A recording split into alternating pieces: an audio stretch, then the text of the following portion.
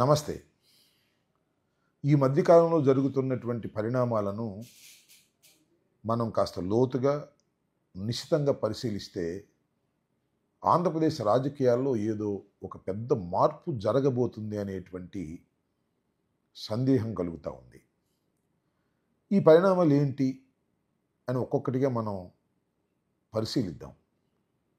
ఒకటి, ఈ మధ్యన హఠాత్తుగా నారా లోకేష్ గారిని ఉప ముఖ్యమంత్రిగా తీసుకోవాలని తెలుగుదేశం పార్టీలో డిమాండ్ పెరిగింది. ఆ డిమాండ్ ఏంటంటే బహిరంగంగానే చేస్తున్నారు. తెలుగుదేశం పార్టీలో ఉన్నటువంటి నాయకులు నారా లోకేష్ గారు చాలా గొప్పవారని, యువగళం ద్వారా నారా లోకేష్ గారు ఆంధ్ర రాష్ట్రం అంతా కూడా చాలా కష్టపడి పనిచేశారని, అందువల్లనే తెలుగుదేశం పార్టీ అధికారంలోకి వచ్చిందని, అందువల్ల నారా లోకేష్ గారిని ఉప ముఖ్యమంత్రిగా తీసుకోవాల్సినటువంటి అవసరం ఉన్నది అని చాలామంది నాయకులు, ప్రముఖ నాయకులే తెలుగుదేశం పార్టీలో ఉన్నవారు డిమాండ్ చేస్తున్నారు. నాకు అర్థం కాల. తీసుకోదలుచుకుంటే ఎప్పుడైనా తీసుకోవచ్చు. నారా చంద్రబాబు నాయుడు గారి ఇష్టం అది. ఆయన డిస్కషన్కి సంబంధించినటువంటి అంశం. ఆయన మంత్రివర్గంలోకి తీసుకున్నారు.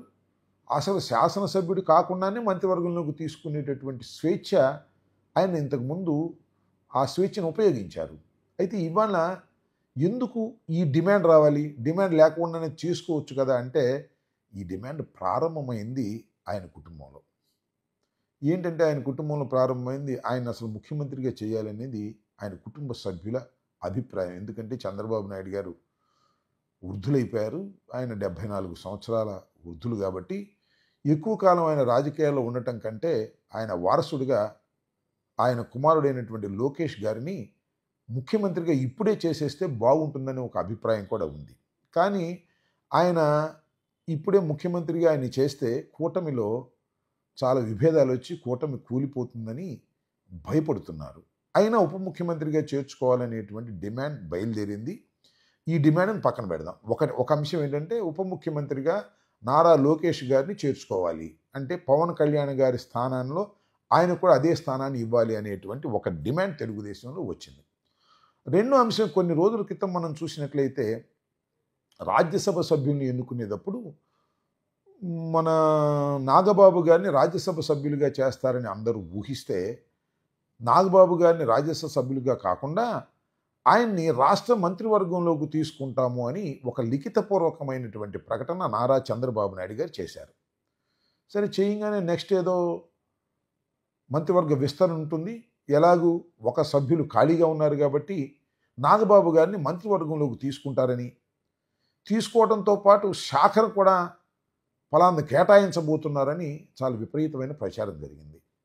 చివరికి ఆ ప్రచారం తర్వాత చాలా క్లియర్గా మన పవన్ కళ్యాణ్ గారు చెప్పారు, ఎమ్మెల్సీగా అయిన తరువాత మాత్రమే ఆయన్ని మంత్రివర్గంలోకి తీసుకుంటారు, తీసుకోవటం మాత్రం ఖాయము అని. అంటే పవన్ కళ్యాణ్ గారు ఉప ముఖ్యమంత్రిగాను, ఆయన మంత్రిగాను కొనసాగుతారా అనేది ఇక్కడ ప్రశ్న.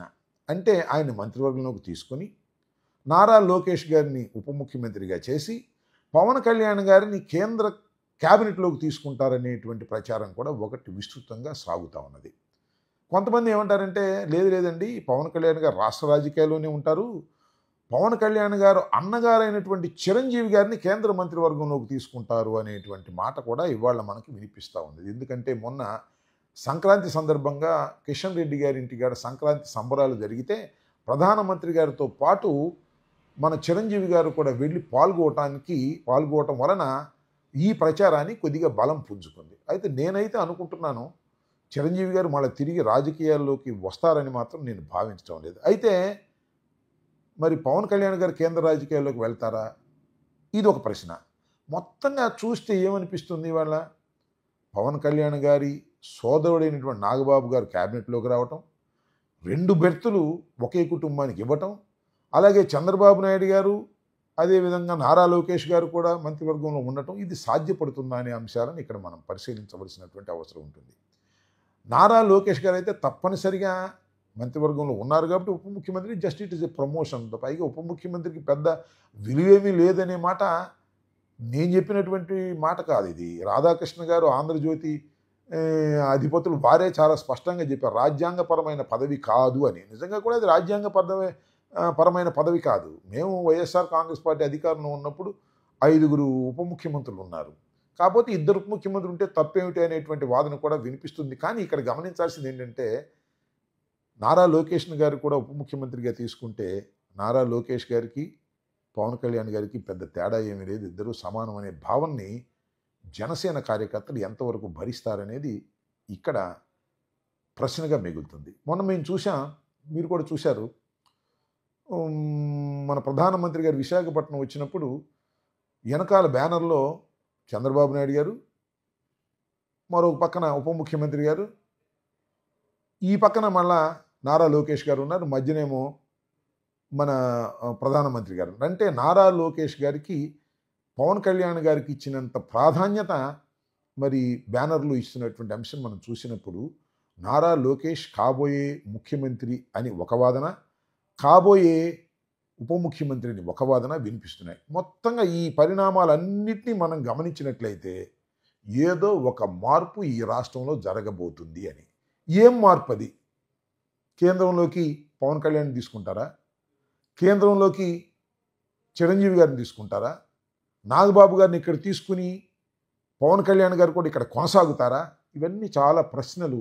ఈ ప్రశ్నలకు సమాధానం రాబోయే కాలం నిర్ణయిస్తుందని నేను అనుకున్న. చాలా షార్ట్ టర్మ్లోనే ఈ విషయాలన్నీ బయటికి వచ్చేటువంటి అవకాశం ఉంది. ఏది ఏమైనా చంద్రబాబు నాయుడు గారు వేసిన ప్లాను అంత తొందరగా అర్థం కాదు, నిదానంగా అర్థమవుతుంది.